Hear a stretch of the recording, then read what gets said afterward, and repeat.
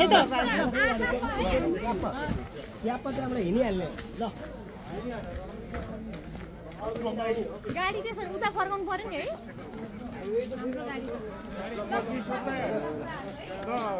आशिका बहिनी अब नयाँ मेरो काका 200 वटा चाहिँ म भन्न चाहन्छु हैन यो भनेको कस्तो हो नि आउनुभयो हाम्रो गाउँमा निर्णायक राजनीति गर्नेलाई राइजर पाण्डेबाट लिएर हरेकलाई पनि हाम्रो यो गाउँको निर्णायक मतले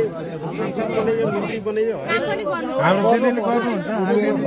आज सब त्यसै जित्या भन्ने कुरा आयो त्यो हो यसपालि घन्टी मैले उहाँलाई चाहिँ के भन्न चाहन्छु भने हेलो पछि ल है यहाँ दिदी